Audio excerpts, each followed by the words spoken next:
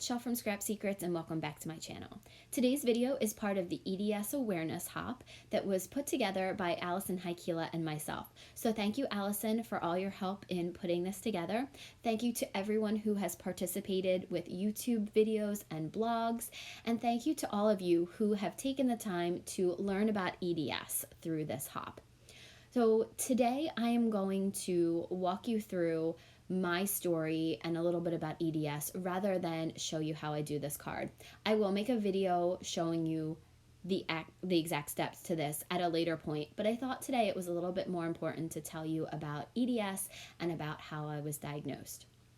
So to get started, I'm going to tell you why we chose today, January 31st, to post this hop. It is International Zebra Day, and the zebra is, I think it's the unofficial, it may be the official, but it's the unofficial mascot for EDS. So in medical school, doctors are often taught that when you hear hoofbeats, think horses and not zebras, because zebras are much less common than horses. You know, you hear hoofbeats, you think horse, not zebra. So often EDS gets undiagnosed or misdiagnosed because doctors don't think of it as what is the reason for your symptoms. So hopefully this will help change this in somebody's life, or just getting the knowledge out there that this condition actually does exist, because back when I was diagnosed, there was not much studied about it. So what is EDS? It's Ehlers-Danlos syndrome, and I believe I'm saying that correctly. And as we go through this, I'll kind of talk to you about why I don't know the actual proper pronunciation of it. So it is a condition. There are a couple different forms of it, with vascular being the one that has the shortest lifespan, and the most common one is hypermobility disorder, which is what I have. So I'm going to talk to you a little bit about, I don't really know much about the other versions of EDS. I know mostly about hypermobility, and I'm going to talk to you about that. So I will also leave a couple of links below in the description box to talk a little bit about that. Also, make sure you check out the description box, because I will have the information for the giveaway in there as well. So, because there is a giveaway along this hop. So you all know that I have the version that is hypermobility. So what is hypermobility?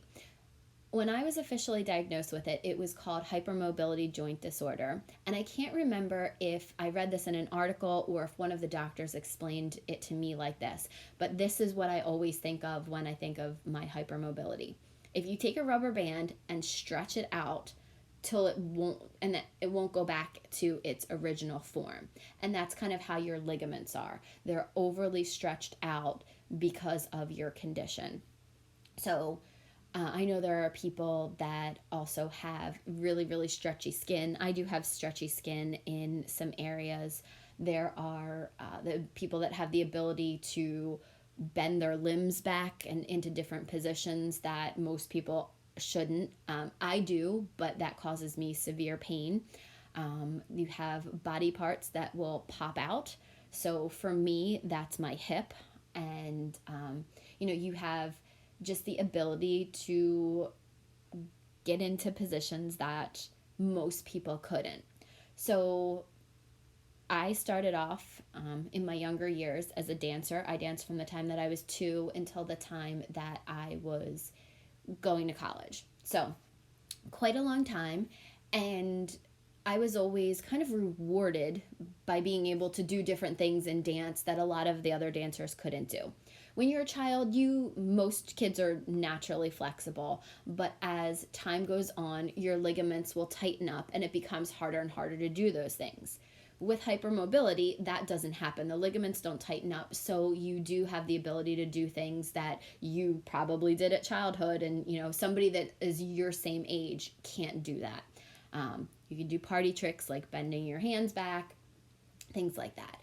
So I danced, and I could do scorpions and splits and straddles and all that kind of stuff very, very easily, even towards the later years of me being a dancer. Didn't think anything of it because I didn't know that it was anything abnormal, because I was a dancer and some of my friends were also able to do these things too, and they may have hypermobility. So didn't think anything of it. Went to college, and towards the end of it, my knees were really, really bothering me. I had a lot of pain in my right knee. Ended up seeing an orthopedic doctor who told me I needed to go to physical therapy. Did physical therapy and it started to get better. And then, just like most people do after physical therapy, you stop doing your exercises, and I was in pain again. Went back to the doctor. He ordered a CAT scan, which was horrible. But anyway, I found out that my kneecap was sliding off track. So I ended up having to have a surgery where they shaved part of my kneecap down to put it back into place. Now, if you think about what I said, that, it stretches out your ligaments. Well, my ligaments were not holding my kneecap back into place because they were stretched out. So the surgery was supposed to put the kneecap back into place, and it worked. However, because I hadn't strengthened the muscles around the kneecap, it slid back off. So I ended up having a second and a third surgery on my knee. Second one was to shave the kneecap down more, and this was by the same doctor, and it went terribly, and I was still in a lot of pain. So I went to see another doctor, and he went back in and actually did some revisions to it. And after that third surgery was when I started to feel a little bit better. I also had some severe wrist pain in my left hand, which I do to this day. I would lose grip strength in it. I would pick up my keys and they would fall out of my hand. So that was one of my first symptoms that I needed to go to the doctor, because I thought it was something that was more serious. So they ruled out some other things, and I started going to occupational therapy to strengthen my wrist muscles. I did a lot of grip strength, some therapy putty. So there was a lot of work that I did with my wrist, and I started to feel better. And this was in between my first and second knee surgeries, was the wrist. And then I had my knee surgeries, ended up having to go to a pain management doctor, because after the second and third knee surgeries, I had to learn how to walk again. My muscles were I had atrophied so much. I don't know if that's part of the EDS, but it was actually the silver lining of this, because I ended up going to see a pain management doctor who was my savior. I walked in and I was pretty much in tears because I was in pain night and day with my wrist and my knee, and I couldn't walk for a long period of time. And he put me on some Lyrica and some Lidoderm patches and said to me, "We're going to figure this out. We're going to figure out what's wrong with you. I promise you."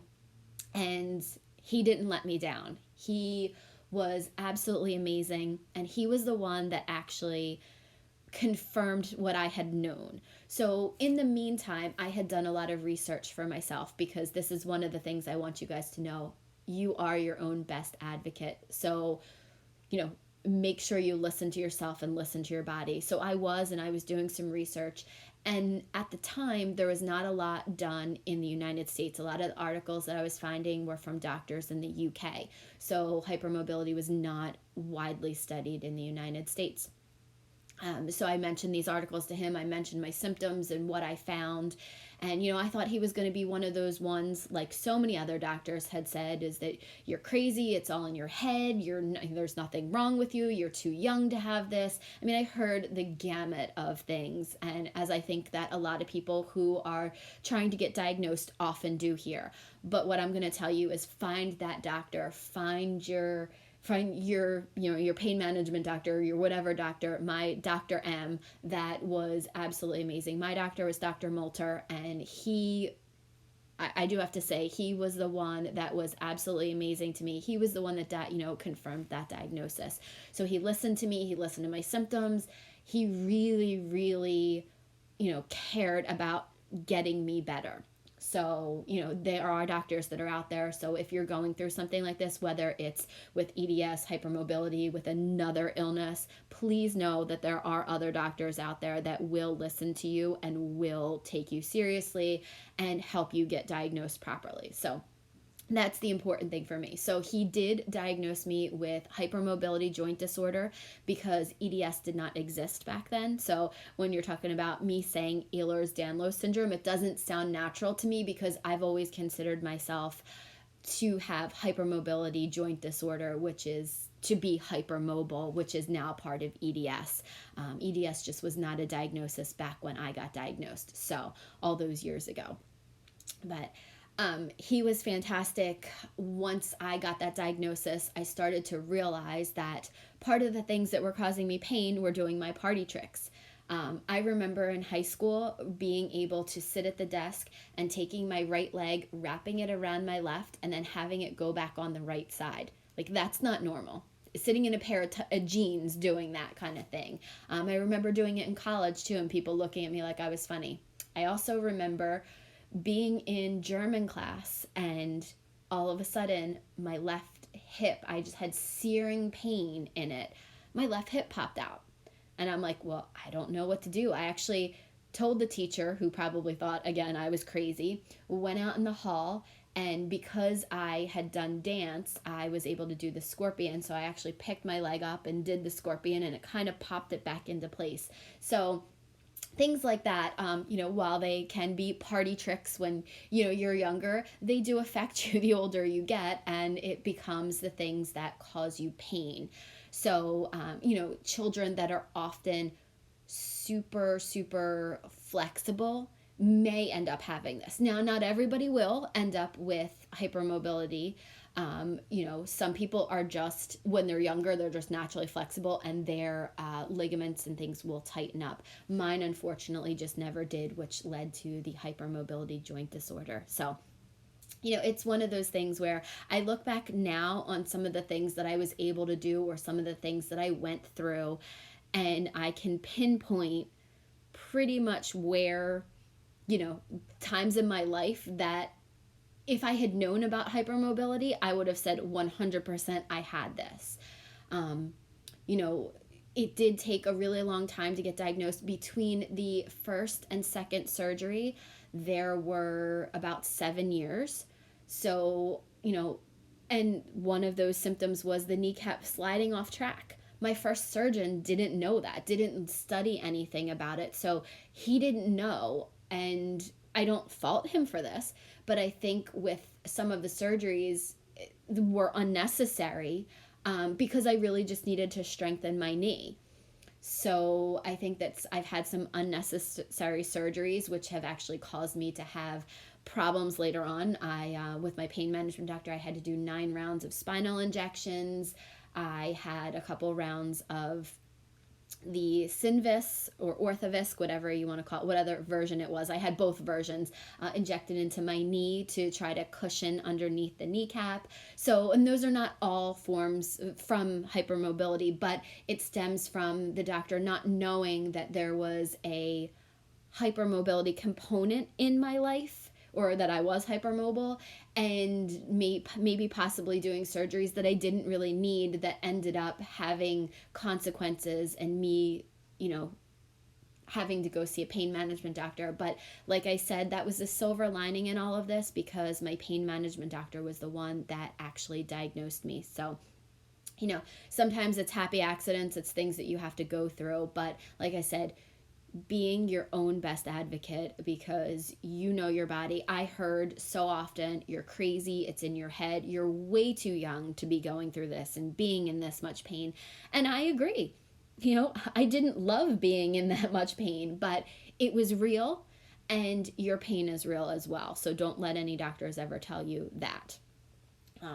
I look back and I realize that when I was a sales rep, I would be walking a lot and my knee would give out. I fell in stores in front of people, in front of managers a couple of times, which was super embarrassing. But, it was all part of the condition that, my kneecap wasn't straight, and it caused my knee to buckle and my knee to give out. I'm lucky in the sense that I go through seasons of pain and I'm not in pain all of the time. Like I know that some people with EDS are. I tend to get pain when it's colder weather or when I've done one of my party tricks or done something like today, shoveling the snow, that is causing my wrist pain. So thank you guys so much for watching and listening to my story. I hope that it's helped someone. Make sure that you check out the links below in the description box to find out more about EDS, as well as to find out what you have to do to enter the giveaway. Thank you guys so much for watching, and I'll see you guys again real soon in another video. Bye!